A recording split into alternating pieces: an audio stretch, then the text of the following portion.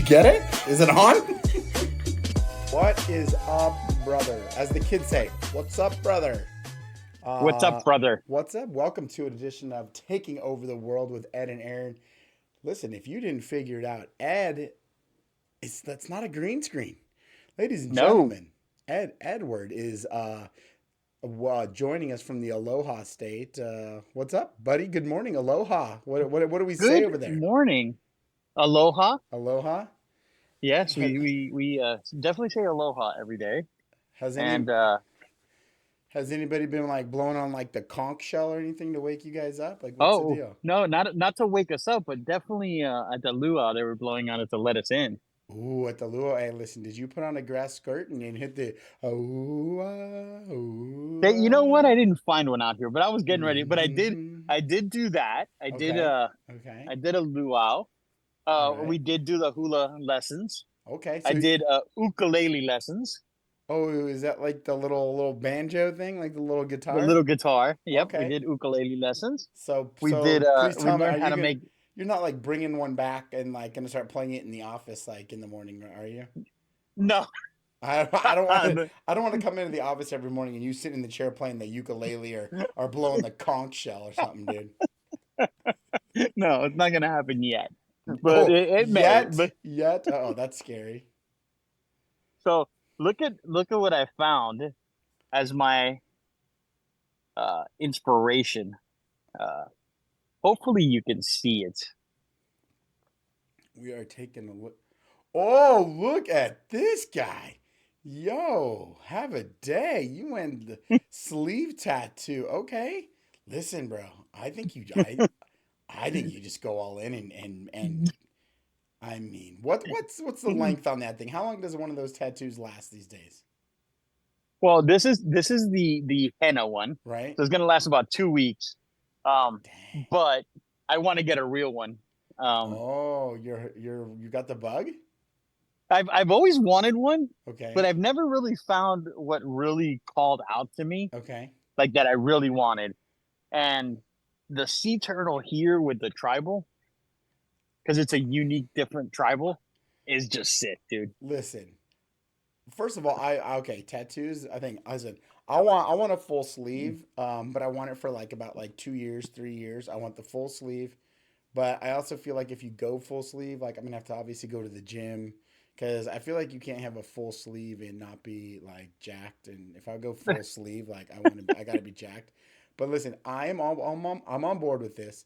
However, if you get a sea turtle, I would like it to be like full like Aquaman style. I want you with a sea turtle. I want you riding the sea turtle with like a freaking trident or something. You know, like holding our logo in one hand, a trident in the other, and then just surfing a sea turtle. Then I think you're just straight I baller. You know what? I do want to go, and it was funny because I was talking to my son. I was talking to Brandon, right? Because we all got hennas out here because he's been wanting tattoos forever, Uh-huh. and so have I. Um, so we were getting and we are talking. He's like, "Dad, but you work with the public. What about tattoos?" I'm like, "Look, I mean, they're a lot more acceptable now than they were back in my day Oh, for sure. when I was younger.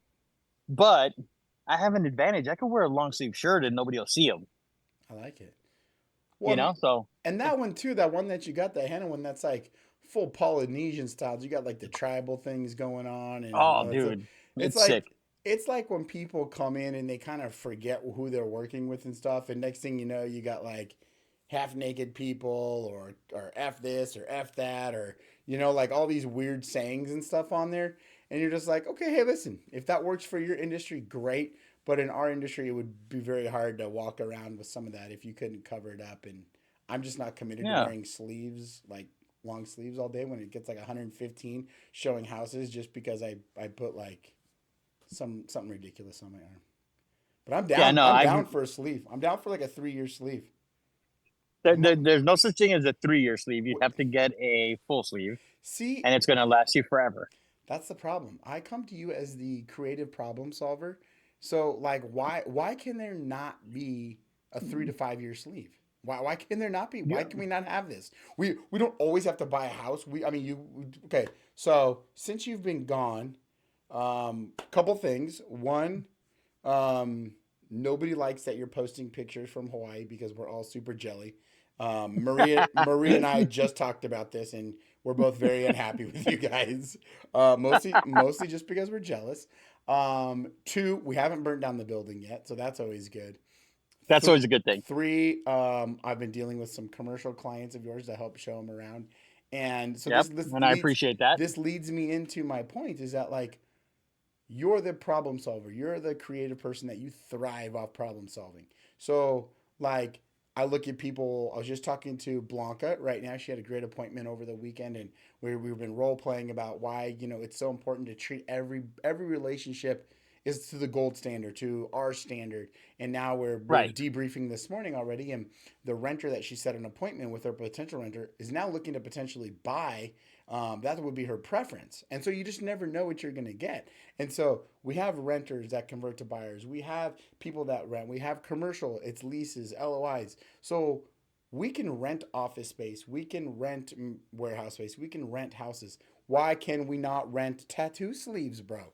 Why can I not Well, rent out my arm for a tattoo sleeve to look cool for like 3 years? I'm gonna work on this problem solving, I'm, and I'm I will figure it out because that's what I do. that's what I'm saying. But I will figure it out. And the one thing, it's funny that you talk about our standard, right? So there's something that we did on our vacation, Okay. and um and I'm not going to go into detail because I don't think detail is important at this Yeah. particular moment in Yeah. time. Plus, this is But not like a rated R show, bro. Okay, yeah, so keep yeah. it So keep so it we did clean. we did a thing, and Brandon asked me, Dad, why do you do this if this is not reciprocated to you, right? And I'm glad you say your standard because that was my answer to him. I told him what I do because it makes me feel good, and it's the standard that I want to be held to. So Bro, it doesn't matter what anybody else does, it's the standard that I hold myself to. So speaking it's of the the same in stand, our business. bro, I gotta interrupt you for a second. The standard is being set right behind you. They got a guy dragging the beach. Man, that's the standard. I just saw a tractor go through and they're dragging the beach for you today. That's a standard, baby. All right, sorry. Finish up So your yeah, standard. so that was the whole thing, right? When he was asking me why are you doing these things if you don't see this in return a lot, why do you do it? And I said because it's the standard. It's my standard. It's what I believe and how I believe you should treat everybody and do everything. So what everybody else does is irrelevant to me because I'm not changing my standard to accommodate the world. I would rather my standard be set so high that the world wants to take on our standard.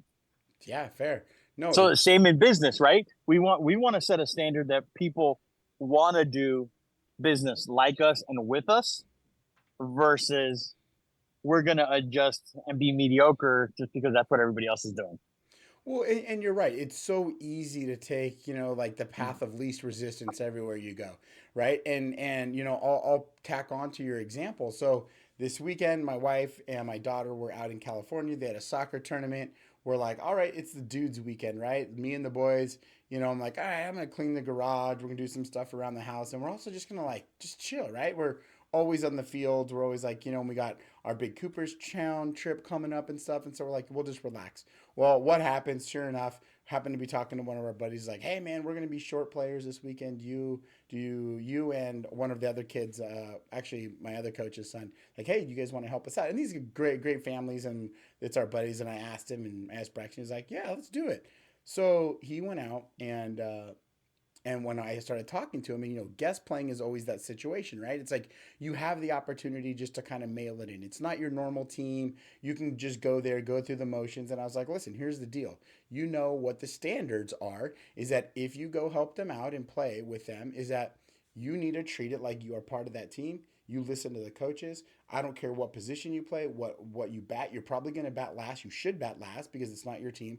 They're going to put you in positions wherever they have holes, not what you normally play. You better be the first one out of the dugout to warm up the outfielders. You better be the first one on the fence to cheer on the team. Like, because when you go there, you're representing our standard. You're representing yourself, your last name, our team that we play with. And it's like, so if you're going to go there, you can't mail it in. You have to continuously work for the standard. And kind of like why Brandon was asking you, like, well, why? Like, it could have been easy just to be like, yeah, I'll just take the weekend off and whatever they need, I'll try to do it. It was, and we did. So we had that same conversation as you go to fill in stuff, of course, whenever you leave town, somebody comes in or needs a showing or a contract has to be written or whatever. And so you asked me to take care of show some commercial clients, right? And I'm like, okay, I'm trying to go there. Obviously, this is not the world that I live in. I'm familiar with commercial. I've done my own leases for my other businesses, but it's like I tried to make sure that I was setting this standard where I could have just been like, "Hey, man, I don't know. I'll ask Ed, and when he gets back, I know you're working with him. Blah blah blah." And but it's like everything is the standard, and I think that's kind of the theme of the week. Is don't compromise. Don't change that. And that's the whole thing, right?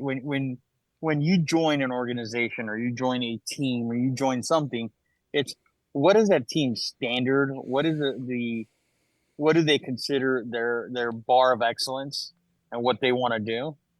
And that's kind of where we want to set the bar, right? We want to set it at we have a standard. We want to make sure that all clients are taken care of. We want to make sure that you have everything you need and that we're doing exactly what we need to do for you, right? Right. And notice how I say for you, because everything is for the client. It's not for us, right? If right now is not the right time for you, then it's not the right time for you. Right. If maybe we need to wait 6 months or we need to wait a year, you need to wait 2 years. It is what it is. I had a client now. I was on a group text with the client, the builder for a new build that we're in contract with, and they said, "Hey, don't forget you're meeting the uh, the contractor that's going to break ground on your site today at the location. We'll see you here." And right away, I sent him a message. I'm like, "Hey," obviously, I start my message with "Aloha, aloha" instead of "Good morning," I right? got a tough travel day. Yeah, I was like, "Aloha," but I can't make it today. I'm so sorry I can't be there. Now my clients understand. They knew we were in Hawaii this week because they were Right. in Hawaii last week. So we both knew that they were traveling, that I was traveling, and they're like, no problem. Like, please take pictures. So I want to feel like I'm part of it because I don't want to miss the experience that you guys are going through. Right. Because that's the standard. I would if I was in town, I would normally be there. But unfortunately, I can't. So we have to do it another way. But they've all text back already, like, "Hey, don't worry about it. Enjoy your vacation. We'll take a bunch of pictures for you." Because that's the standard, right? We don't like to be and do business with just, "Hey, I'm going to sell you a property, or I'm going to sell you a business, or I'm going to lease you a property, or rent you a home, and that's going to be the end of our conversation." We want to build a standard where we're talking to you consistently and helping you out throughout the life of you, your kids, your family members, your friends, whoever we can. Yeah, and I think that goes back to it's that most people Here's my want. buddy again. Oh, dude, look at this dude living.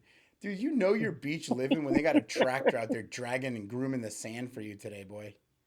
That is Well, beach they living. they knew they knew I was going to be out here, so But okay, all I so gotta say.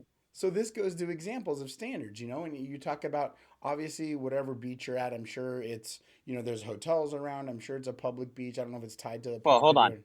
This is the hotel we're at, Oh, okay, guy. the Hilton Okay. Grand Vacation. Dude, there's like, yeah, a sea turtle behind you, dude. Man, dude, how close have you gotten to a sea turtle since you've been there, Dude, I'm probably realistically about 10 feet away, um, dude?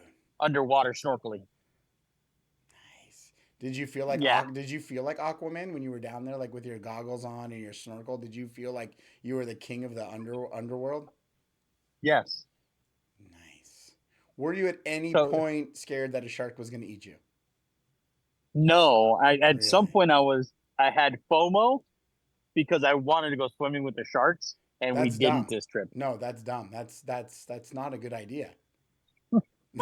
you no, leave the sharks alone. Like let them swim where they want to, and then you swim where the sea turtles are.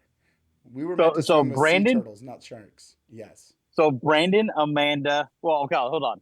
Brandon and Mercy are okay with diving in a shark Nope. cage, That's dumb. right? No, in a cage because they can't get to you, right? You're No, in a cage. They that's can't what do they anything, want you to think. You've seen those videos where the shark gets in the tank or things go wild? I'm not taking any chances. right? Amanda's like you. She wants nothing to do with it. That's because Amanda's And smart. I'm the extreme. I want to go scuba diving with the sharks. Well, and that's dumb. That's dumb.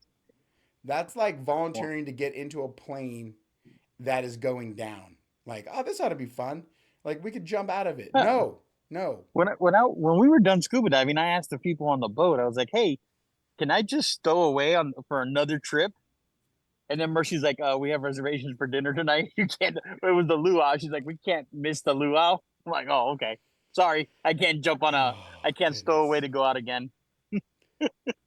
So how has it been over there? How's the food over there? How's it, what's been your favorite activity that you've done over there that's like kind of out of your comfort zone, if you will? Out of my comfort zone. Or has there been anything that's like stood out as like, dude, like this was an experience that's like this is the top thing, top two things I'll remember when we get back home from this trip. Well, I'll be honest with you. So, um, we've been to New York a couple times, right? And I Yeah. think uh, one of the most impressionable things that left a huge impression on us was walking the memorial. I was gonna say when you got hustled by monks, No, but but the those, memorial is way better, way better. yeah. Okay. So we were that was our thing, right? We did the Yeah. memorial. We did a bunch of different things in New York. We did the Statue of Liberty. We did Ellis Island because my dad's parents came from Ellis Island. I was able to find them in the registry. So we did a bunch of cool stuff when we were in New York. But walking the 9/11 memorial was probably one of the most humbling experiences and like seeing everything and just walking through it, you still get chills when you walk the site. Oh It's God. it's it's crazy. It's a crazy experience Yeah, I couldn't even because they imagine. they have recordings and they have pictures and they actually have like from one of the retail stores there all the stuff in New York. Here it has to be Pearl Harbor. Okay. Yeah. Fair enough. So we went to Pearl Harbor. We ended up going to the USS Arizona Mm-hmm. to see the to actually walk the memorial they have on site. And it's really weird because they tell you when you as soon as you get there, like this is a memorial. So please no talking, shouting through as you're walking through it. You're only there for 10 minutes um on the site, right? So then we Yeah. went through there and then we ended up walking um the Missouri, which is the Okay. other ship that's actually docked there. Now, one of the things that when we talk about standards and what we do as a community and as people, they told us a story on that ship that again goes to standards, right? So we have so picture this, right? We're in the middle of the war, um, and they start creating. That's when they started with the kamikaze pilots, Mm. right? They were just running into ships to blow up the ship Yeah. during the war. So one of the pilots, and most of the pilots were 18, no, 17 to 21-year olds, most of them. They had a 2-minute lesson on how to fly a plane and then go. It was real quick because all they wanted to do was just hit as many battleships as we had available to knock them down. A plane hit the side of the Missouri, but the plane was not as strong as the The hull, Missouri. right? Nothing. The Missouri got dented, and the dents are still there. You can still see the dents. And the wing and the pilot, and then there was fire on the deck. The fire got put out in, I think they said a minute and a half on the, which is super fast for being in the middle of the ocean, right? So they put out the fire fast, got everything done. But one of the things that happened on this is when they moved the wing to get it off of the ship, they found the pilot, Mm. and he had passed away, but he was on board. So the captain of the Missouri said, "Okay, we need to treat him to a seaman's burial to honor him." And a couple crew members were like, "Why? He's our enemy." And he's like, "If he's dead, he's not your enemy. He's a human being, and we need to treat him as such."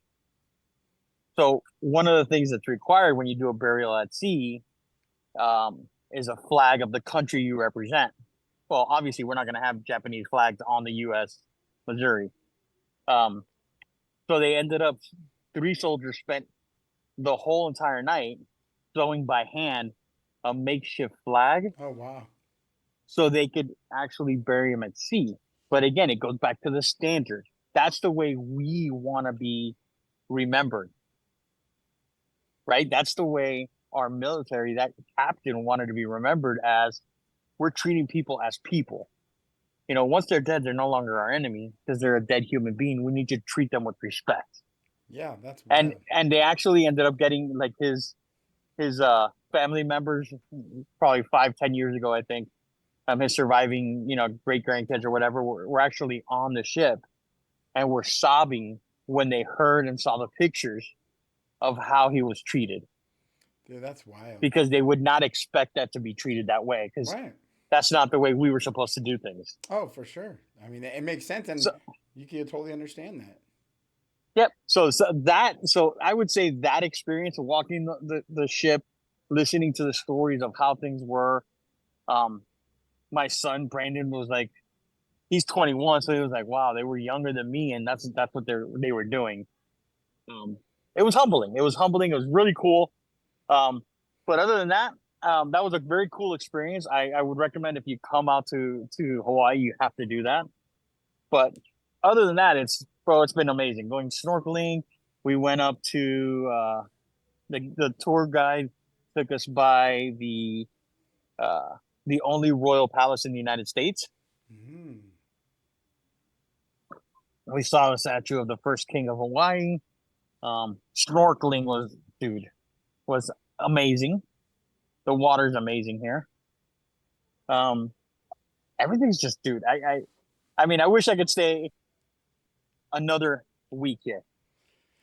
Dude, that's wild. All of a sudden I feel like my weekend was worthless as these guys are doing burials at sea and kamikaze pilots, and we're like, we played 6 baseball games in 3 days. Like I feel like less of a person, dude. No, what a cool story, and I mean, you hear stories about that kind of stuff all the time, and it's wild that I mean, you have this guy was obviously trained in 2 minutes to do as much damage to the ship as possible and kill as many people as possible.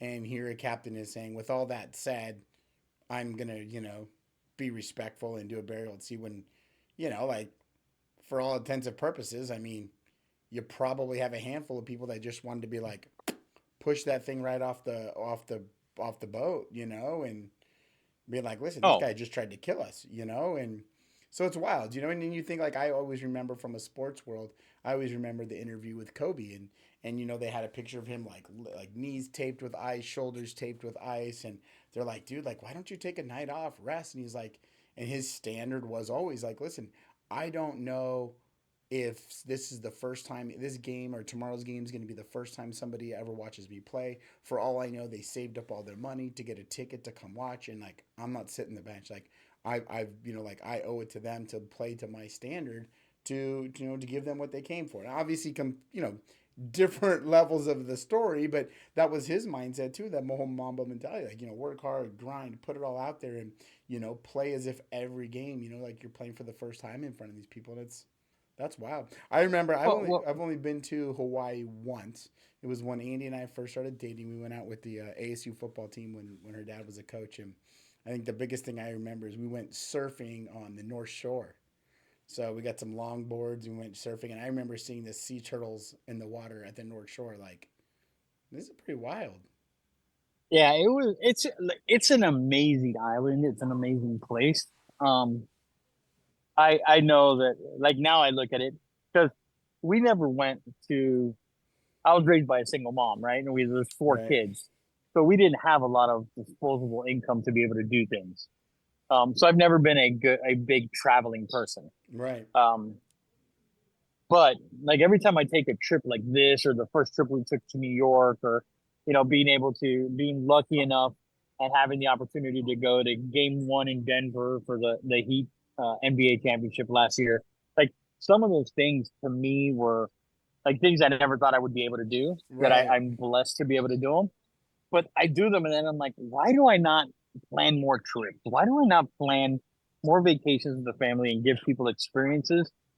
Um, because it's so much fun. Like it's fun. Yes, we're getting back tomorrow, so then we go back to the grind. And I've been getting up at 2 o'clock in the morning here, which is 5 o'clock in Vegas. So there's a 3 hour difference, and still working early. But I want to do more of this, dude. I want to do more vacationing. Well, it's funny because when I've talked to like even my coach and stuff before, and we've talked about it on the podcast before, but we always talk about passion, right? Like, what's your passion? Is selling houses? Like, oh, this is my passion, and we talk about this. And at the end of the day, we enjoy selling houses and helping families out. But at the end of the day, we all do jobs to provide for our families, and you know, what kind of things that I've been working on with my coach, like you got to start with you, right? And your why, and like taking care of your health, your mental health, your physical health, right? So that you can perform at your best at your job and stuff. Because ultimately, what are you working for? What are your goals? And when you start talking about goals, most people are like, oh, I want to make X amount of dollars. I want to buy this. I want to buy that. But it's like, these are the goals. This is your passion. Like every time you go on these trips, you realize your passion is being with your family in a vacation, like being in Hawaii, being, in New York, being hustled by monks. That is your passion. It's like, but that's why we go to do what we do, is that not only do we love it, but like at the end of the day, like let's call a spade here. We all have to go to work to make money to provide for our families and live our lifestyle. And so we're very fortunate to do it in a way that we just absolutely love doing it this way. And, we're good at it. Where the team is doing amazing with it. But at the end of the day, when you go to passion and what's your why, I think, it's trips like this that make you realize, like, my why is what's my next vacation? Like, what's the next version of, it's New York, Hawaii, maybe it's Thailand, Bali, I don't know, wherever else you're going, the Blue Angels. But it's all that stuff that really, that's got to be your driving force to be like, this is why I go to the grind. This is why I get up at 2 a.m. This is why, I take care of me so that I can provide and do these other cool things. And I think that's what it is, right? The more we look at it, like so like you and I talk about the trip you're doing in a couple weeks, Yeah. right? Hmm. We talk about it, and I think every time that I talk about it with you, right? Besides, forget about the fact that I sponsored the kids. My whole thing is I want to make the experience memorable for Right. them. Because I Right. realize as I get older and I do more of these trips and I spend more time with family and my kids and friends, and when we do things, that it's the memories, dude. It's the time you spend with people you care about and doing things you like that's important in life, because everything else comes and goes, right? So um I think that's important, right? So like this experience, I don't know if you got an experience when you were young enough, when you were younger playing ball, if you got to go to Cooperstown. Right. No, Did I you didn't. go? Mm-mm. You didn't, right? That would have been a super cool experience. Right. But now you're able to give that to your son and to the kids on your team, Right. right? That's something that they'll be 50 years old talking to their friends, right? And they'll be like, hey, I remember when I went to Cooperstown and we did this, this, and this, or "Oh, this is what we got when we went." And it's just one of those things that you never forget. And I Yeah. think that that's what the standard is, right? We again go back to standard. The standard is you work really hard, Bueller. he gets what they need. Yeah. We're back. We're back. Well, We had a small little yep, technical glitch there, but that's hey, fine. listen, that's what happens when you're sucking back mai tais and pina coladas and riding sea turtles over there. But and I'm just gonna finish it off today with experience, right? And that's what we pride ourselves on, giving our clients an experience, right? Like when you start to buy a house and you're spending 100,000, 500,000, 900,000, 9.5 million, it's the experience. It's the experience we take our clients through from beginning to end that can be memorable, can be, if not done right, can be, people think, look back and be like, this was the worst experience ever. Or and you hear that, you hear like, oh, how was your home buying experience? Like, oh, this was awesome, they took care of you. Or like, all right, the worst experience, real estate agents suck. It's like, but that's because nobody created the experience, which we try to make sure that we go above and beyond for the experience. And even this weekend. So my little guy's been just just begging me to go. When he gets an idea in his head, he's all in until we do it, right? And it's been golf, golf, golf, golf. He's like, yeah, let's go up to the PGA store, and it was like Friday or Saturday. It might have been Fridays. I'm like, all right, whatever, let's go up there. And he's just hitting balls in there, and right, he's 8 years old. He's hitting balls, and this older gentleman comes up to him, and obviously he works there, and he starts to talk to us a little bit, and just as we are, we always talking to somebody, introduce myself, and we get going, and he's working with Beckham a little bit. He starts hitting with him a little bit, and he's like, "Oh man, you only got like 2 minutes left on this machine because they have like three little bays where you can go hit balls. And it's inside, so it's nice, it's cool, right?" She's like, "Come over here." And so he takes Beckham into this like the big monster private like fitting area where this guy apparently he's like the head of the fitting golf club fitting zone. And so he takes him in there. He's got him hooked up to computers and on this big simulator, and he's giving him different golf clubs to hit. He's showing him computer stuff, and like Beckham is just like geeking out at 8 years old, thinking it's just like unbelievable, right? And so Right. we left thinking, I was like, man, that was a really cool experience that guy did for my son, right? And Beckham went home, and that's all he could talk about. And I was like, well, why if that's all you can talk about, why don't you write him a letter and tell him thank you? So he spent like the next half hour, he wrote this guy a letter, he drew him a picture, and so then on Sunday, so then Saturday he did the dishes in all the kitchen, right? And it was a man's weekend, so the dishes were starting to pile up. Right. And he's like, "Dad, I did all the dishes. Do you think since I did them all, you could take me back up to the store so I could give this guy's name was Mill this letter I wrote for him and picture I drew?" I'm like, "Absolutely, bud." So we go up there Sunday, and the guy happens to be walking up with some clients that he would just finished up, and Beckham goes like running up to him and hands him this handwritten letter in front of these people, and like the people were like, "Oh my god, this is so cool," and like you could see like he was even the guy was getting emotional and stuff. He's like, nobody's ever like like nobody's ever gone that extra mile. And we talk about the experience, the standard of how we Right. operate. And this guy went out of his way to give Beckham an experience. And so Beckham returned the favor by giving this guy in return an experience that nobody's given him a handwritten letter from an 8 year old with a picture of him and thanking him for spending time with him. And so then he comes back. He's like, we were hitting again and we got our hitting. They didn't charge us for the hitting that day. And then they also like he brought him over like some Gatorade and some snacks and talked to him a little bit and stuff. So it's just the whole thing. Like you said, it just goes back to today. I think it's just the standard, creating experiences, with your family and why we work and do the work that we do to help people, provide the experience, but to also be able to provide, ourselves and our families the experiences like, you're giving them today. And like you said, like Cooperstown in a couple weeks for the boys. So it's awesome, man. Like the guy dragging the beach for you. He's creating an Yep. experience for you today.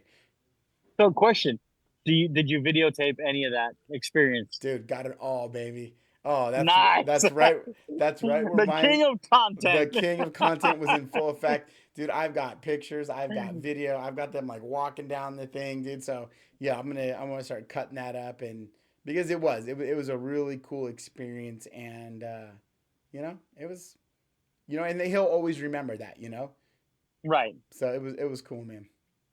All right, brother. So I will see you tomorrow. No, in 2 days when I'm back in the office. Um, until then, mahalo. Oh, mahalo, brother. Yeah. Hey, I want that. I want to see some more henna by the time we get back. All right, we'll get more. I want a All piece. right, I want a piece on your chest of you riding a sea turtle with a trident in the house. there you All right. Tell everybody we go. said We'll work hi. on that. All All right. right, same See ya. there. All right, later. Later.